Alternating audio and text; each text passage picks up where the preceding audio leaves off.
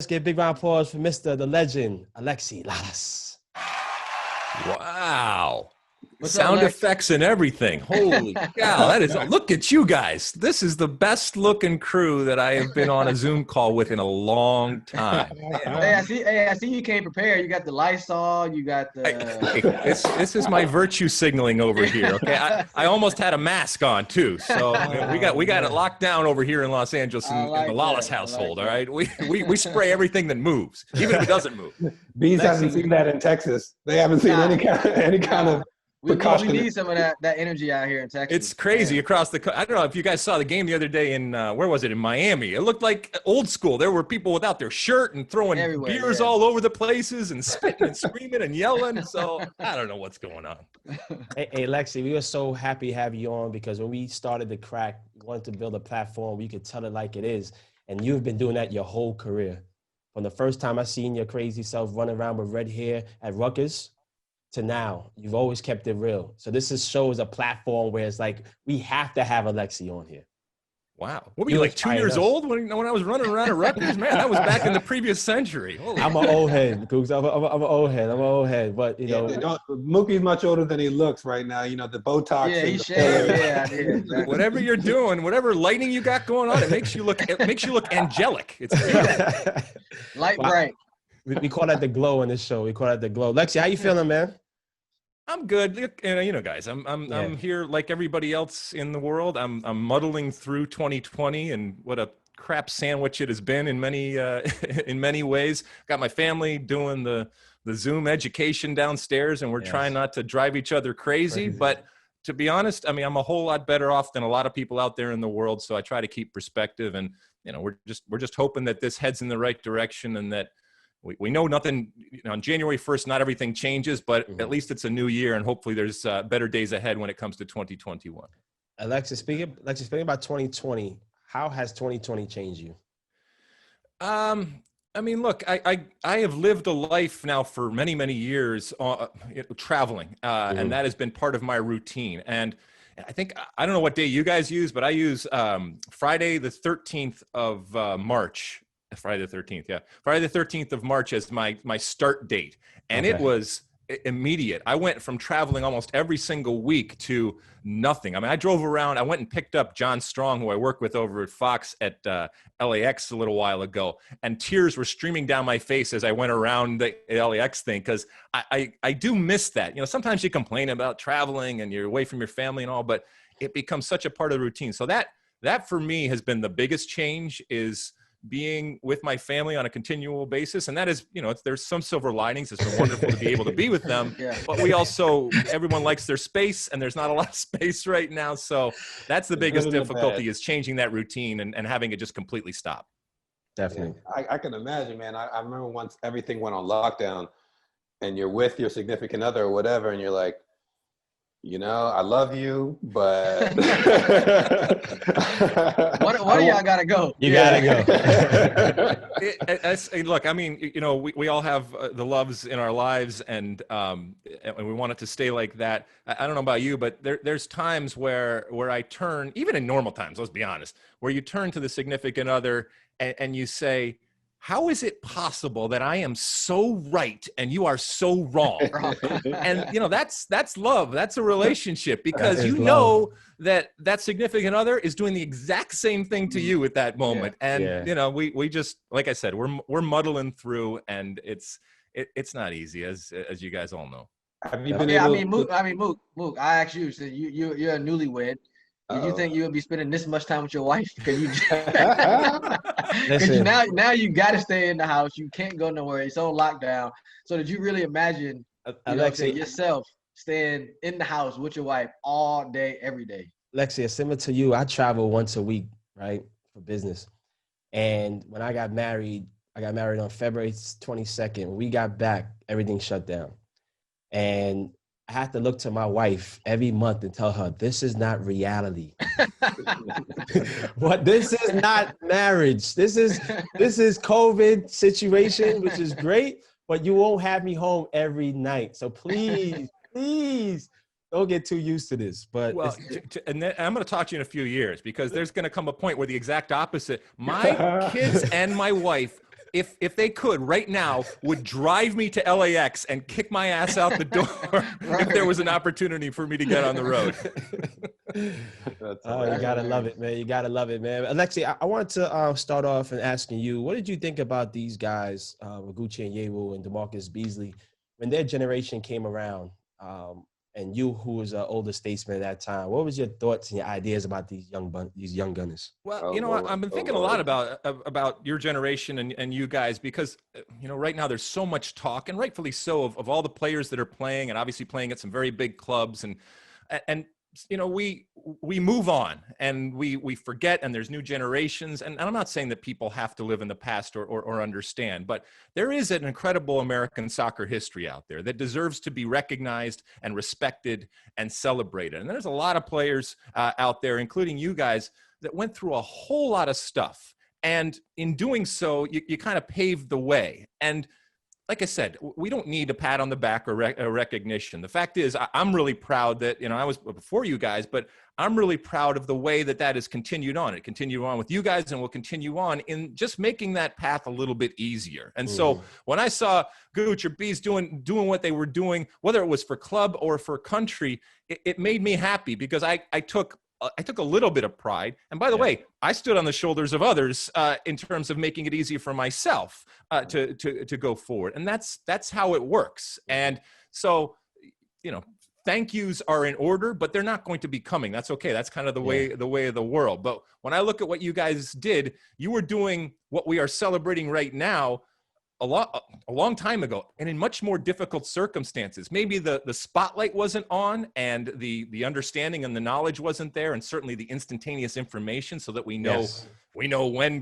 when Christian Pulisic is starting. We know when he stepped on the field. We know if he's made a good pass, or if he's made the pass that was then the pass to the pass that when there was a goal, and we're celebrating it as Americans. So the detail is out there, and it wasn't back then when you guys were playing. It certainly wasn't there when I was playing. But what these guys are doing is because of all of the hard work, and not just of people like us that kick the ball, but so many men and women for so many years that have done everything they can to just make that path a little bit easier going forward. That's awesome. I mean, I believe it, and the whole dynamic of sports, not just soccer, every discipline is different than when we were playing or when you were playing. It's a lot younger, because you think about it now, we have 19-year-olds that are leading the men's national team, right? Whereas, when we were 24 in the World Cup, it was a young team, right? Yep. Or when I first got my first cap at 21, 22, 23, that was like, what a young player, what a young defender. Now it's everybody. The average age is like 26, 25. And so I think people have to understand, with the change of times, with the change of dynamics, everything's changed. And we need to leave that kind of buffer to kind of adhere to that and see where it's going, and kind of understand, respect the past, but have an understanding and openness to what the future is gonna bring and how it's gonna form. But Gooch, I ask you this: do you think that it would be the national team would be this young and have all this kind of turnover with the players and the ages that they are? Yeah, granted, they're at great clubs and they're playing and they're doing fine. But if the U.S. team, well, I can say me because I was a part of the team, would have qualified for the World Cup, do you think you would have still seen this new wave of talent this early? No, I don't think so. I think it was a hard reset. Like everyone was saying, it was a hard reset. And to that answer, like, we're so young now, eventually these young players are going to be older and will have to resist the younger generation. So there's going to be like a hierarchy gap, how it was before with us when we started. Like, we had the Alexis, the Marcelos, the Popes, the Claudios, and then it was like a gap. And then it was like the Boca Negras, the Chirundalos, then it was a little gap. And then it was us, it was Clint, it was Bobby Convey. And right now there is no gap. It's just like a whole mosh pit of youth. I guess it's just it's a waiting game right now. Well, for both of you guys, though, and I don't know if you guys do it, but I do it at times. I look at the world the way it is now, and certainly the soccer world the way it is now, and I think of things that if I was born today or in this generation, I would have done differently. Look, we all look back and say, I could have done this or this, but there are certain things that would be beyond my control. And, I went the college path, because that was the way to go back then. And obviously that's not necessarily something that players even took even later generations, and certainly not when we talk about today, if you're going to be a pro. And so I just wonder, what we would be. And to your point, Gooch, about this generation now, someone like Gio Reyna, for example, right? I had looked at him when he kind of came on the scene, as that type of player for 2026. And yet now, because we didn't qualify for the last World Cup, and look, we haven't seen the national team play, and I don't know when we're going to see the national team play again, we're already in pen putting him in the starting lineup for 2022. So who knows what they're going to be in 2026? There's a nice little ramp here for this generation that we're talking about. But also, to your point, there's an opportunity, and players, they smell opportunity. If I was playing right now, I'd say, look, I want to be part of this now, because I want to put to bed what happened before, and I can look like a king. Well, literally just by getting back to the World Cup, because that wasn't done the last cycle out there. So, I think we're in a really interesting time, and as dark and sad and depressing as that was back in 2017, it's almost the opposite right now in terms of the optimism and the confidence that we have going forward. And a lot of it's based on what's happening and the players that not only are playing, but where they are playing. And then this young generation, and even ones that we're not talking about right now, that, like, to your point, are going to come up and say, hey, not so fast. Just because you were anointed yesterday doesn't mean that you're the king today. Mm-hmm. So that's interesting. So I wanted to ask you, because you were very vocal about the failures of the national team not making it to the 18 World Cup, and kind of pointed names out, and you were Beasley. unapologetic. Damarcus couldn't score a goal, this and that. I was on the bench. Oh, look at you, washing your hands. I had nothing to do with it. I thought there's no I in team, Bees. There's no I in team. So obviously it's hard to kind of make the contrast with the now, because we don't know the now. But I think, and I'm asking you, are you more optimistic in terms of the potential and the prospect, as opposed to the failure of what happened before? Because everybody was like, the national team, when are we going to change? And now what we're looking at is their successes at the club level, not necessarily transcending to the national team yet.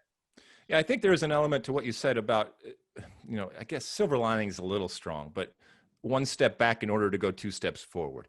It's not a good thing ever, no matter what, to not qualify for the men's team to the World Cup, because it's a lost opportunity. It's that lost platform, and every 4 years, from a men's perspective, we get a chance to say, hey, we're better, we're grown, we deserve your respect, and not just in the eyes of the world, but also in the eyes of our country. And that was a wasted opportunity.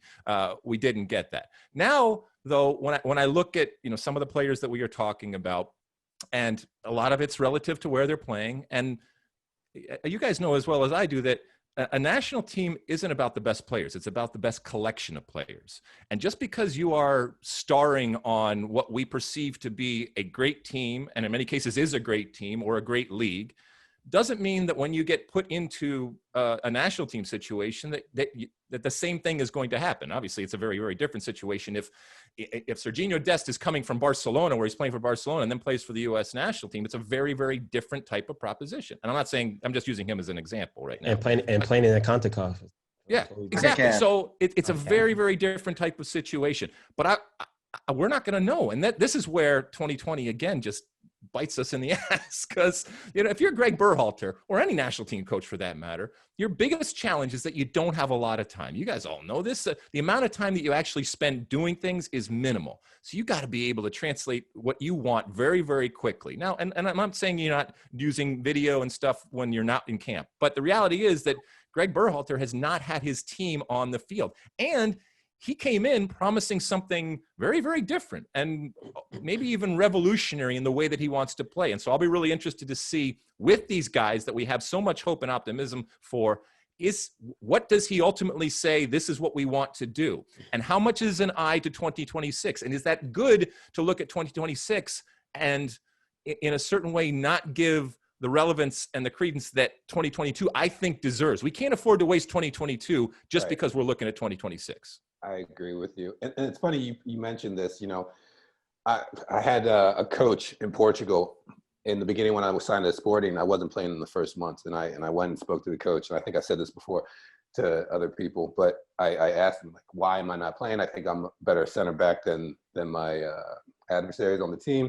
And he looked at me and he said, you probably are. And he's like, but it's not my job to put the best player on the field. It's my job to put the best pair and the best team on the field. I couldn't argue with it. I was like, okay, how do I have to change my head as not am I the best, but how do I make the team the best with me involved in it?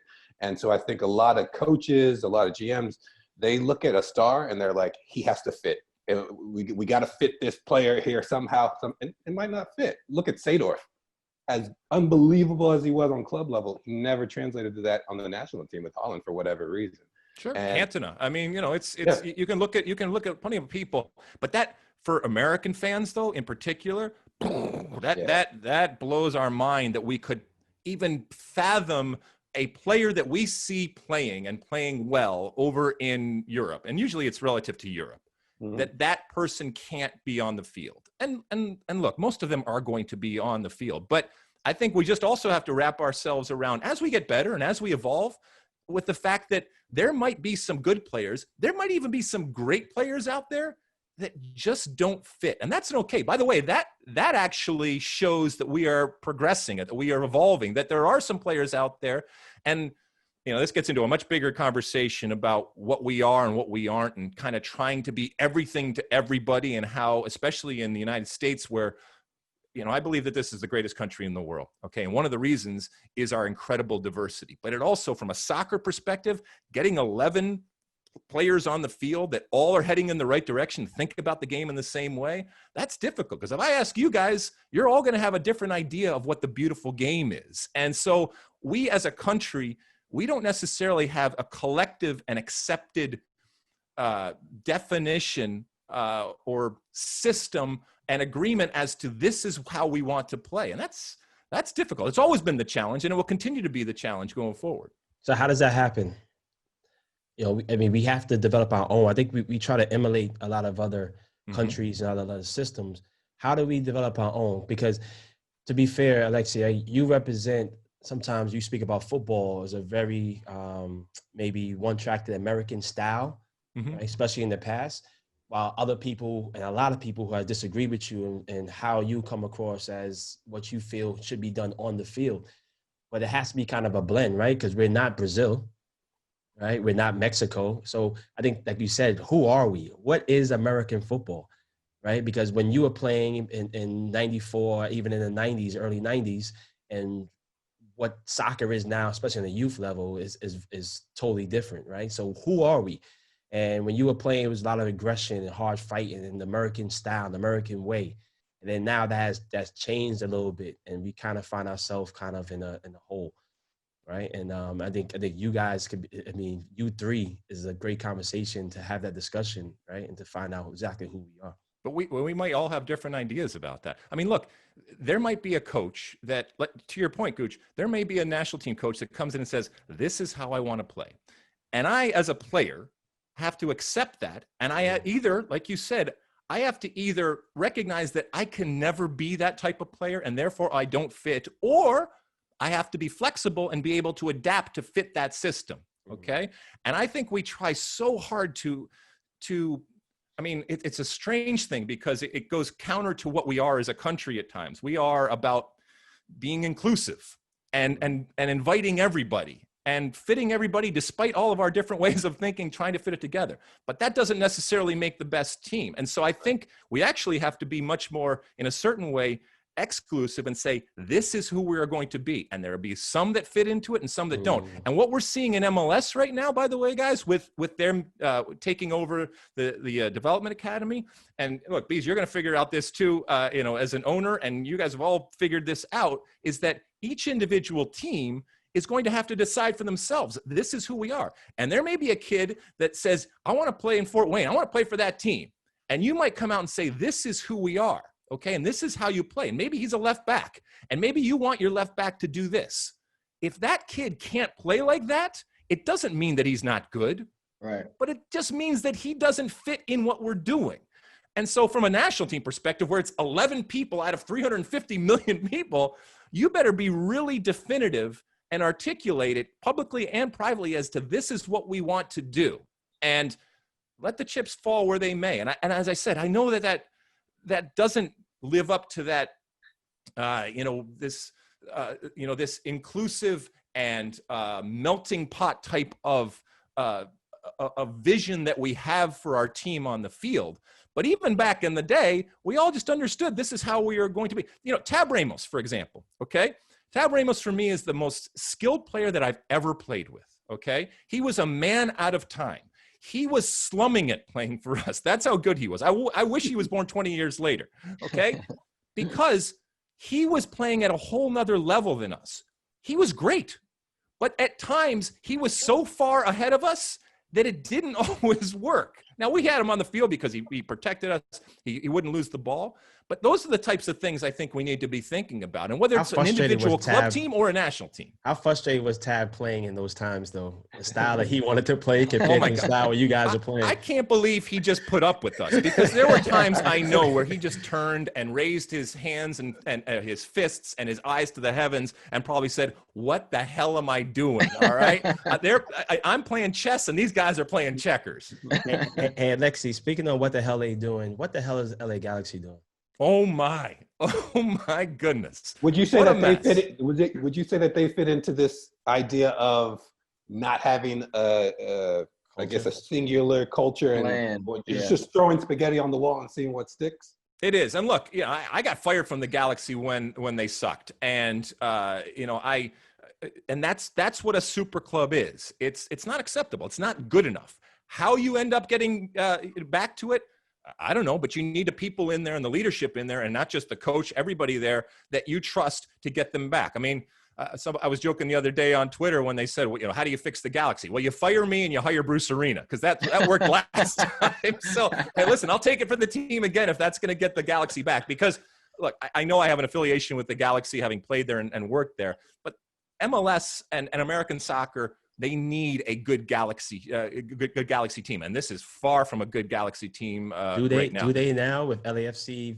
holding the reins in California? I mean, yeah, but you need that rivalry right now, and it's anything but a rivalry right now. Two good teams in LA is good. Would you say that it's deeper than just the head coach? That maybe the GM and Jovan maybe. Look, so you got Chris Klein, you got Jovan, you got Dennis Teclosa, and then Guillermo Barcelotto, who obviously was just fired.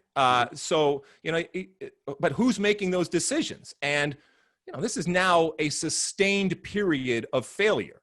And look, this is what it means to be at a big club. You guys all know it. You guys all see it. They don't sit around and wait for you. You don't get another chance. Not like DC United. You're doing it or you're not. And if you're not doing it, adios, arrivederci, ciao, goodbye, tschüss, whatever you want to say. I wish DC United did that years ago too. I know, right? DC United. But I'll be interested in what you guys say, because I was arguing with somebody earlier today. I still maintain that the LA Galaxy head coaching job is the most coveted job. Now, look, we've seen what Atlanta's done and what LAFC, but specific to Los Angeles, and you guys all know that while there's a lot of players that want to come and play in the U.S., most of them want to come and play in New York and Los Angeles. Yeah. So I still say that it's a coveted job. What about D.C.? This is a great area. But relative to New York and L.A., I mean, you know how it is. Look, then you got to woo them. Then you got to say, listen, you can go up to New York, but listen, let me talk to you about the nation's capital. Let me tell you what this is. Hey, and you know what? You want to be at a place, you want to be at a metropolis, you want to be at a place where you and your family each and every day are just kissing the ground that you landed there. You go to Fort Wayne, my friends. That is a place, okay? Yes, that is a place where dreams are made. Dreams are made in Fort Wayne. I'm trying to tell you. No, it's crazy, because if you think about when the league started 20-some years ago, the Galaxy and DC United were just like the Real Madrids and the Barcelonas, right? Yeah. And I feel like because they weren't groomed properly, taken care of the right way, their plants weren't watered the right way, it's just they're an afterthought now, and nobody really cares. And I'm like, these markets are gold if you have the right people in there that care about it enough because the community within LA has the youth to develop that club. The community in DC have the youth, talented youth, to develop this club, but it's like it's underrepresented. It's just not taken. Well, there's a difference between DC and the LA Galaxy, because we love to spend other people's money and tell other people how to spend their money. The Galaxy, they spend plenty of money, so that's not a problem, and they will continue to do so. DC, like you said, I mean, the way that they came out, and credit to Kevin Payne and everybody when they started out, it was strategic and it was incredibly smart. They knew they wanted to be authentic, and even in the brand and the way that they branded themselves with DC United, obviously using United, the crest that they had, the colors, the way that they that they filled RFK and the supporter section, all that kind of stuff was really traditional, and they kind of saw around the bend to what is then happened. Problem is, MLS started to move on, especially when it comes to ownership and spending and ambition, and they haven't kept up. And yes, they have a new stadium, but to your point, Gooch, it's a great market, and we know that it can return to greatness and be something very, very special. It just hasn't been for a while now. Yeah, DC is like the Leeds of the Premier League. Oh, damn. I mean, but it's a great club, has great history, it's had great players, you know what I'm saying? But it's only now gotten back to where it should be. But Leeds, how many years has it not been in the Premier League? Maybe 15, 7, however long it's been. I don't know how long it's been, but I mean, it's like the it's like the DC of MLS. Yep. I mean, look, I grew up, and Leeds was one of the teams, even growing up in suburban Detroit. I didn't know anything. We didn't see anything because we didn't have it on television, but I knew about Leeds and the jerseys and the brand and all that. I guess DC United, Bielsa for DC United. Let's hashtag it. Let's get it going. For real. Yeah, I mean, we all want to see DC come back to the glory days. So that's the only reason why we're so hard on them and wondering what the hell they were doing the past couple of years, So, Gooch. Yeah, I mean, right now they play 5 games. I mean, it almost seems like they got rid of the cancer, winning 3 and tying 1 in the last 5 games. So, unfortunately. Wait, damn! Did you just call Ben Olsen a cancer? Is that what I said? It looks as if. I said it looks as if. I like to speak about that. Welcome to the world of media. Nobody has any. There's no perspective or perspective. Prior to his firing, when's the last time they won 3 games? Hey, listen, do what you got to do, And look, Ben would be the first person to tell you that if his name wasn't Ben Olsen and he wasn't a club legend, he would have been gone a long time ago. And so he was given a real long leash and 10 years. I mean, hell, that's incredible. I publicly said I don't think that it was his error or fault alone. I think it's a culmination of different things from places above him within the organization that needs to fundamentally change in order for the club to turn around and do a 180. So I don't think that all the blame falls entirely on him whatsoever. But But Alexi, let's ask you a question about coaching in the MLS, right? Sure. And when MLS first started, obviously they got the best top college coaches, and there wasn't a lot of pressure. There's not a lot of media. They didn't have people like yourself broadcasting every day talking about the game. Now, do you feel that there has to be more of accountability now for coaches and not the same coaches getting hired over and over again and increasing the diversity of coaches that they bring into the game? All right, so a couple of things there. One, with regards to the way the media has grown. Look, we know that soccer still isn't king, and we don't have the platforms out there and the daily diet that countries around the world or American football, let's say, has. And so we've had to find different ways. Having said that, the way that we broadcast, the more vocal and the more criticism out there, that the many different platforms, obviously technology has changed and given us different platforms from which to talk. That's increased the pressure. So from a media perspective, that's a good thing, whether it's me screaming and yelling or Bees, now you're screaming and yelling down there, not screaming and yelling, but you know what I mean? And, when talking about these things, and like I said, whether it's on Fox or ESPN or Univision or podcasts or anything like that. All of that contributes to much more attention and therefore much more accountability when it comes to that. The other part is, and you guys know, you've been around, the rise of the supporters culture. And it's no longer niche. It's no longer below ground. It's above ground. It's vibrant. It's discerning. It's critical. And it demands your attention, and it has a voice out there, and that's a good thing. That's a wonderful thing. So, to your point about the added pressure, and the added expectations, absolutely. To your point about, opportunities out there. I mean, you just talked to, about Ben Olsen, okay? Ben Olsen had a job for 10 years, okay? I love Ben. He's a friend of mine, okay? He had a job for 10 years. He was given an opportunity, and we all are given different opportunities and advantages out there, and we take advantage of them. But we also recognize that we want to try to, bring in as many different thinkers and new blood and look for different things that haven't been done. And I think that there is a real impetus, and I think that there is a real desire out there. We're talking about the LA Galaxy right now. I think they're going to have a huge list of coaches at their as possibilities out there, and they should take their time and they should go through, because there is a lot of quality out there.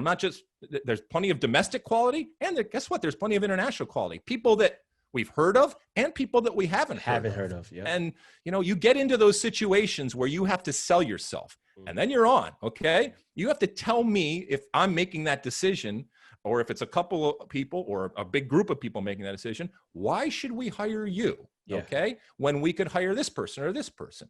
And then you sell yourself and you have your plan. And so much in soccer, and you guys know this, we wing, and I don't want to do that anymore. All right, people that have a plan, even if it's a flawed plan, I would rather have somebody have a flawed plan than no plan at all. And we have winged so much stuff in soccer over the years, and that's starting to change. And there are some really smart people out there, and giving them those opportunities, okay, first off to sell themselves. And then if you truly believe in that vision and you believe that that's the right way going forward, not out of pity or anything, but giving people opportunities because you believe that they are the right people for the job that are going to take you into to levels of success. That's a no-brainer. We got to be able to do that. And I think some of that is happening. We're just trying to inject it to have it happen faster and have it happen more often. Yeah, I think the new MLS initiative, with them trying to address the underrepresentation of a lot of minorities and in other positions outside of player, whether it be head coaches, GMs, ownership, I think that's going to definitely push in the right direction, hopefully. I know that the English Premiership and the FA, they've already come out with their initiative to increase the number of representation in the BAM community. So I really hope that things change and that we get a lot broader spectrum of qualified candidates in different roles, and just don't have tunnel vision to the same people, because as you know, in the last decade or so, there has been a sort of revolving door in terms of hirings, and not looking outside. But there's a human element to that people have connections, people have are comfortable with people, and I get it, and we have to try to find ways to break that and have people that are in the decision making process and are those decision makers. Expanding that that list of people and looking at different ways to bring in people. And then we were talking about DC earlier. Even the fact that we are now talking about Jill Ellis as a potential coach for DC United, you'll have your people that will snicker and people that will make jokes and all that. But are you one of them? I mean, look, if you truly believe that she is the best for the job, and once again, until somebody comes in and actually is face to face and you're talking to this person, what's the plan? What does she think has happened? How is she going to fix what's happened? Those are the same questions that you would put to anyone. But if you truly believe that this is not the right person for the job because of whatever it is you feel, then you'd be doing a disservice to DC United, if we're talking about DC United in this, by hiring somebody simply because it thinks you think it's going to make you look good, or simply because you want a virtue signal or whatever it ends up being. That's not the right thing to do. Right thing to do either. You have to hire somebody because you believe that he or she is the best person for the job to fix what you have admitted is a problem, whether it's DC or LA or any place else. And I'm just submitting to you that the solutions to those problems may be places that we haven't looked in the past. And that's I think what everybody wants to get to, is just doing the same thing over and over again is easy And sometimes it leads to solutions to those problems. But when you turn some rocks over and do some things differently, or challenge yourself to do some things differently, you may find some solutions. And by the way, they might even be better solutions than if you just went the tried and true way and the traditional way. But it takes courage. It takes an ability to look at yourself. It takes an ability to lead others, to look at things differently. And sometimes you'll fail, by the way. Sometimes you will get criticized. Sometimes you will get called names. But I want people with that type of courage that are willing to do some things differently. So, first of all, I agree with that wholeheartedly. And it's going to take, like you said, people of courage and people that, have a broader level of thinking to kind of change and look at the different direction. In regards to, I wanted to bring this up because, I respect you, one, because you're the generation that paved the way for people like Damarcus and myself. You're very outspoken and unapologetically, but very, very intelligently spoken, right? And you don't see a lot of former athletes that speak really well like you. There was a comment that you made in 2020 this year throughout all the shit that's been going on this year. And it's been a crazy year and nobody ever anticipated it to be this year. And it had to do with the kneeling. I think you made a tweet to the effect that, it takes more courage to stand than it does to kneel or whatever. And I know you received a lot of backlash from that. Yeah. Now you're on the crack. We like to be, just open chest and speak freely. One, knowing that you have the platform that you did, and obviously those are your words, what did you think when you said it? And then the aftermath and the backlash that you got from that, what did you assess from it? Well, I didn't think that I was going to get the type of backlash that I got when I said it. And when I look at the situation, I was watching an actual game, so it was all happening in real time in front of me, and I was stream of consciousing things that were happening. And look, all of our attention was pointed to the young woman that was standing at that time, or anybody else, and that was the story. And by the way, even after the game, that was the story. That was for many. If I ask you right now who won that game, very few people are going to be able to tell you anything that happened in that game. That was the story, and I get it. I understand that. The mistake that I made was that I took away from a very, very important moment, and I took away from a very, very important message that was happening right then. And so, from a timing perspective, it was ill-advised and ill-timed in the way in the tweet that I said. And believe me, I got plenty of backlash, and I ended up apologizing for the timing and for what I had said in that moment. So but the concept of somebody doing something alone against a tide and a sea of others, that shouldn't be something crazy to think about. By the way, in the same way that we talked about, the folks that started to kneel for the first time, whether it's a Colin Kaepernick or a Megan Rapinoe, all the focus and attention was on them, and that in and of itself took courage from them. Okay, so that's what I was saying, and as I said, it was in the moment, and I was watching a game. And, as you guys know, when it comes to social media, there's no context, there's no layers, there's no nuance when people are reading that. So they have no idea. Even a lot of them had no idea what I was talking about. It's not as if everybody that screamed and yelled at me and called me horrible names was watching a women's soccer game. In WSL. That wasn't the case at all. I think for me, look, I learned, well, first off, I learned about the cancel culture and everything that goes on there. But, I also recognize that, you need to be reminded every once in a while that your voice and the things that you say, they do have, effect and impact, and there are repercussions, and, you just have to use them wisely as you go forward. It hasn't stopped me from saying things that I believe. It hasn't stopped me from saying things that at times are provocative or that people disagree with going forward.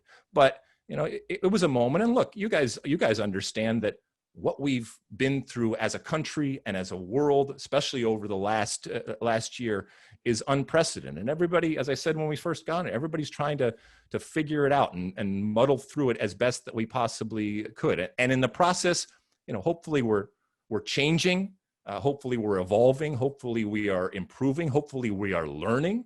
And from a personal perspective, I like to think that is the case when it comes to myself and many others. And this was just another one of those instances. Yeah. I mean, honestly, when I saw it, I was like, I know you as a person. I was like, he's going to get backlash for this, but he's not a dickhead, right? Sometimes you are, but that's the character that you have to be sometimes.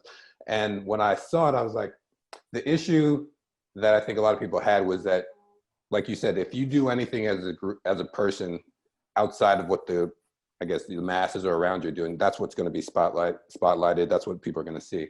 And so I think what you were doing, we're highlighting that to be different than the rest of them takes courage, but without highlighting the people prior to that were kneeling before, that were ridiculed for kneeling at that time. So had you addressed, I guess prior to it, maybe a year or 3 years or a couple months, that, it takes courage to kneel. And then now in retrospect, now it takes courage not to kneel. It might have been received differently. Yep, but that's fair. As you say, everything in hindsight. But I appreciate you, being candid and explaining and talking about it. So well, I mean, and for the record, I talked about people having courage and being brave and putting yourself out there. And when you do that, you come in line for criticism and you come in line for people to say things. And I can disagree with different things that people say and do, but I can also appreciate and respect the courage that it takes to stand up for something that you believe. Even if I don't necessarily agree in everything that you're saying, I can recognize the courage, okay, that it takes for somebody to do something like that. And I can respect that. I want to be surrounded by those people, to be quite honest with you. I mean, I make my life debating and arguing and talking and everything from a job perspective. But even in my regular life, I don't want to be surrounded by people that just agree with everything that I say or say the same thing that I say. There's no fun in that. And there's no challenge in that. And I want to be challenged. And so when I see people that are big and bold, and like I said, courageous and aren't afraid to express themselves and do things that would put them in line for criticism, I can respect that and I can love that. And not to get too American, but that in and of itself is the essence of America and Americans, I believe, is that ability and is that freedom to do it, number one, and is the celebration and the praise and the criticism that comes with doing something like that. So, and you consistently was bold and brave throughout your whole career, right? Like I always said, from on the field to off the field, you always were expressive, very patriotic, and believed in what you said, no matter what the repercussions were. What do you think in our climate now in the next week? What do you think the country is how do you think the country is going to react from November 3rd? I think, unfortunately, that there's going to be, look, I don't want people, whoever wins, I don't want people to get hurt. I don't want people to lose their mind and for people to get hurt. Okay. There's a movie called The Big Short. Okay. It talks about the housing crisis and the bubble that burst. And there's a scene with Brad Pitt, and he's with these two young investors that have shorted the market and are set to make a lot of money. And they start dancing and singing and screaming because they're so excited that they'll make money. And he turns to them and he says, "Don't dance." Because he explains to them that in their moment of joy and celebration, there's a whole other segment of people that are going to lose and that are going to be affected negatively and are going to be sad and depressed and frustrated and angry. And so regardless of what happens, I don't want anybody to dance. Okay, because there is going to be half the country that is happy and half the country that isn't. Okay, and I'm just using relative numbers here, right? Yeah, but the reality is there's going to be a divided type of reaction to it. And so I don't want either side to dance, okay? Because it's not really a cause for celebration because we're still divided. We still have all of the problems, regardless of who's in office, and we still have to figure out a way to solve them together. Okay, and that's the thing. When it comes to what's going to happen on Tuesday, like everybody tells you to vote. You got to vote. You got to vote. You got to vote. Let's be honest. All right, you telling people to vote. You want people to vote that are voting for your person or for what you believe in. Okay. I know people will say, "Oh, this is just important to vote, and it's just important to vote." But we all get how humans work. I want you to vote. I want everybody to vote. Okay, I want you to exercise that freedom and the right that we've fought hard to have in our country. But I also don't vilify somebody that either doesn't vote or votes for something that I don't believe in or somebody that I don't support.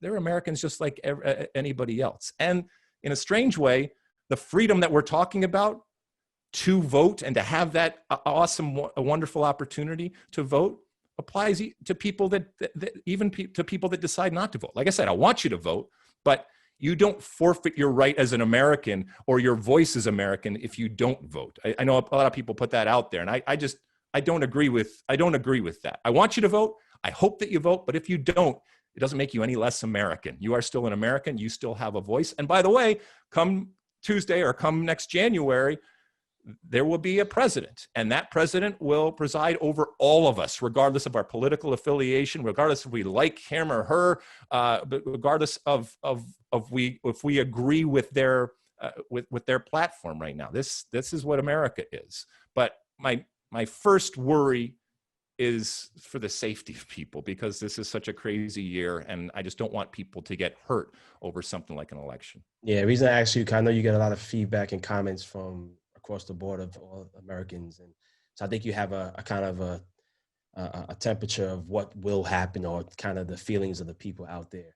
So it's important. But I just want to say thank you on behalf of all of us for you joining and coming on the crack. I hope to have you back on. Wait. Oh, hold on, not so fast. I got one question. It is obviously we talked about politics, and I'm not a politician guy or whatever. But so Lex, my question is, more so, is this it for you? I want to talk a little bit about you for just 2 seconds. Sure.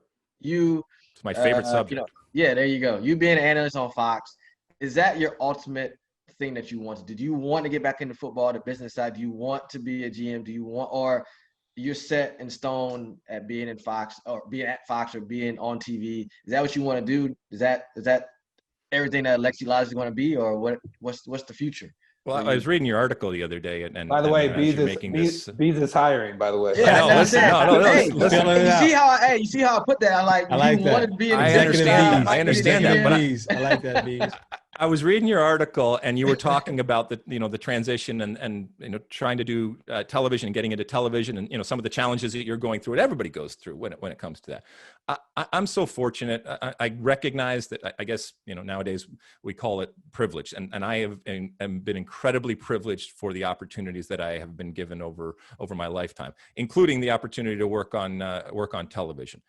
I don't want to do anything else. I love it so much. I'm a junkie for it. You'll find as you go through that you will come across people that are using it as a way station, that are just waiting for something better to come along, front office, a coaching job, whatever it ends up being. And you can get away with that for a little bit, but ultimately it will manifest itself in your performance. And I think you're cheating not just yourself, but you're cheating the viewer. I don't ever want to do that. I still got a lot to learn. I still make plenty of mistakes.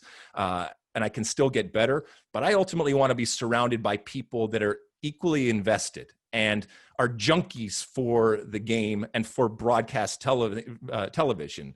And that's the type of people that you want to be surrounded with no matter what you're doing. People that it matters to, that are invested. We take what we do seriously, but we don't take ourselves too seriously. That's the type of environment that I want to be in. I do have some things up my sleeve that I might be looking Let us into know. as we Let go us know, forward. Lex. Let us know.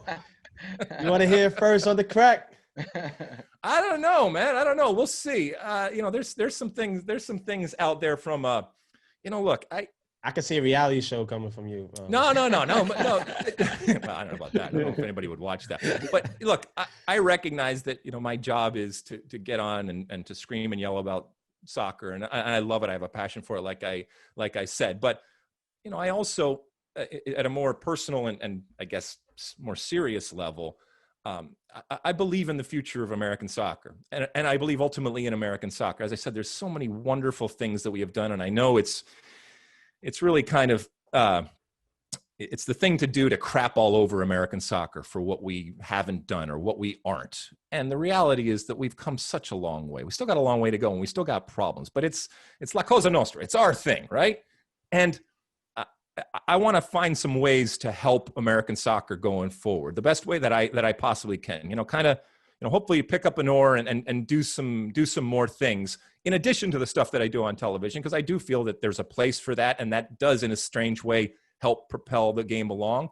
But there's some other things going forward that, hopefully I can do, because I know that that it is different. And for some people's eyes, that makes it worse. I believe it just makes it unique. We're going to have an American version of soccer, whether we like it or not.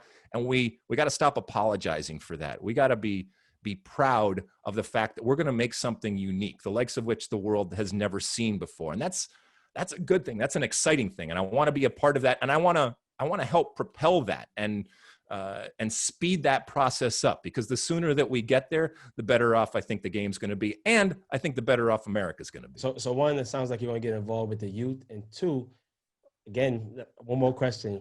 MLS playoffs. Can we get rid of it? What do you mean get rid of the playoffs? Why don't you like the playoffs? What's wrong with the playoffs? 10 teams make the playoffs. I hate the playoffs. 10 teams make the playoffs on one division. That anybody can make. It's like, why care about the regular season? That's my beef, right? Okay, so here's the problem. Here's the problem with Bees, okay? So he just said, I hate the playoffs, okay? So now, as an owner, when he sits down at that owner's table, all right, and he gets the elbow from his other owners and say, hey, whoa, slow down on that, okay? There's a reason why we have playoffs. There's a business reality to playoffs. Yeah. But I love playoffs. Don't you think we should sell to the fans and to enthusiasts that every game counts and it matters, that we get people to pack the stadiums for every game, rather than have people wait to the coldest part of the year to come watch playoffs? That's cold part of it's different. For me to care to turn on my TV to watch a team who has a losing record play versus the top team. Okay, so why do you do it for other sports? Do you follow any other sports? Yeah, and I think playoffs maybe be 4 teams. That's it. Semifinals, top 4. So it's not playoffs. It's just the amount of teams in the playoffs.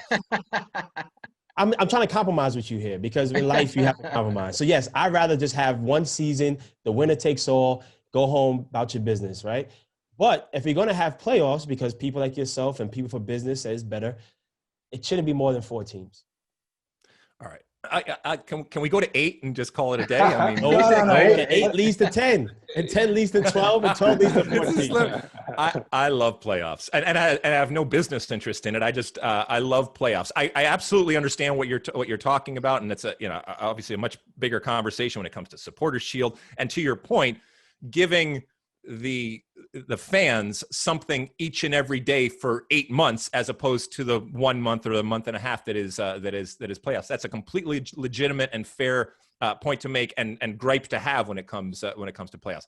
I still think that having playoffs is a good thing. I still think that it ratchets up a notch what's going on, and I don't think that it's going anywhere. Even if we wanted it to go someplace, I don't think that it's going anywhere. That ship is sailed. And from an American perspective, we know what playoffs. And by the way, it's not that they don't have playoffs other places, but obviously with much less teams. So to your point, I think make it much more selective and exclusive. I do think I can meet you halfway there. Okay, so I'm writing it down. Lexi said that he's on board of having only 4 teams make the playoffs. Got it. You don't need to write it down. This is in the airways forever. Listen, this is being recorded? Alexi, you're a legend. And we want to say thank you so much for coming on here. We look forward to this conversation. We look forward to further from you. Again, thank you also for setting the path, not only on the field, but off the field. And it was a great conversation, and also, we support you, and looking forward to the many things that you didn't tell us about that he didn't have exclusively come on the crack, but we'll be following and also supporting my brother.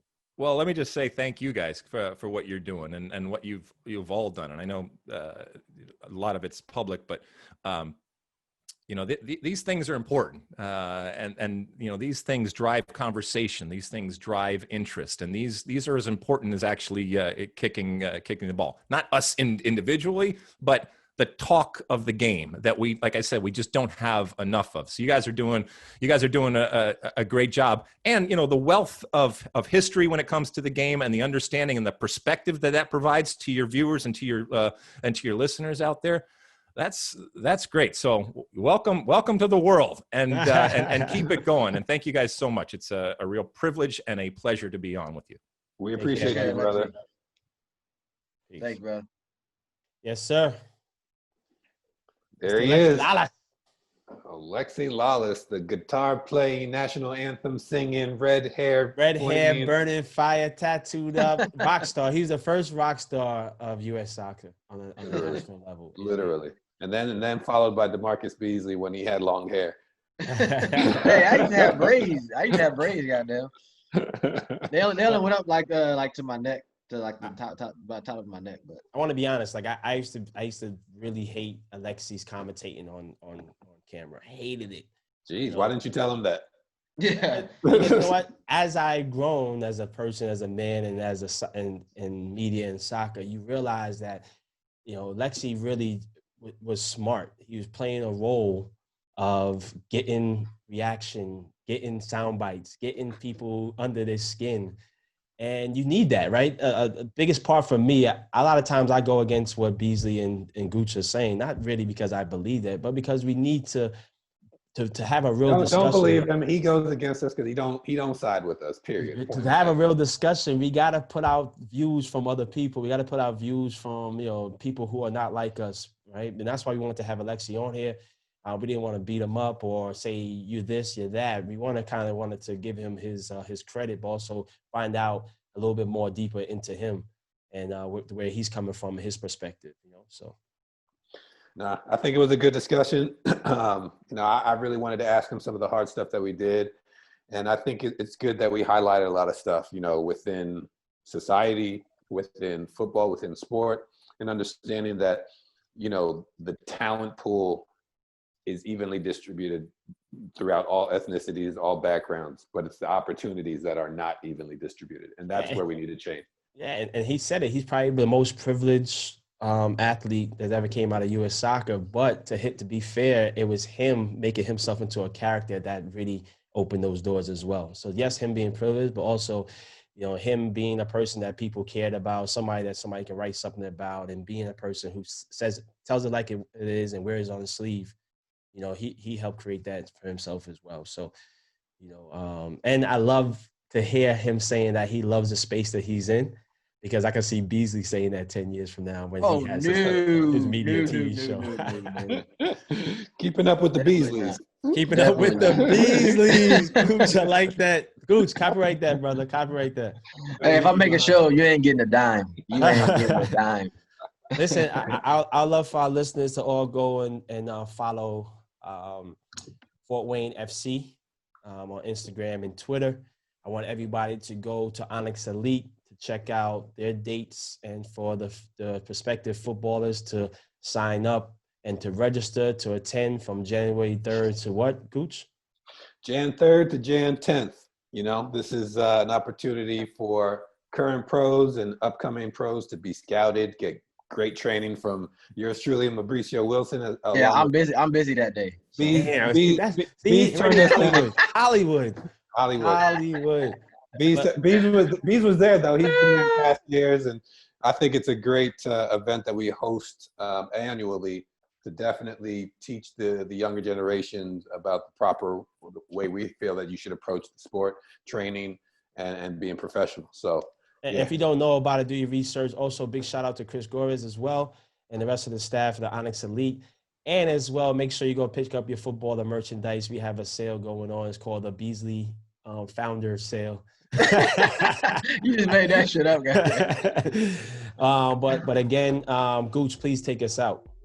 Yo, great episode again. You know, we're trying to grow this platform, grow our fan base, grow our listeners. We're trying to bring you some unique content that you don't find anywhere else. And I know you guys listen to a lot of soccer podcasts out there, and it's pretty much question, answer.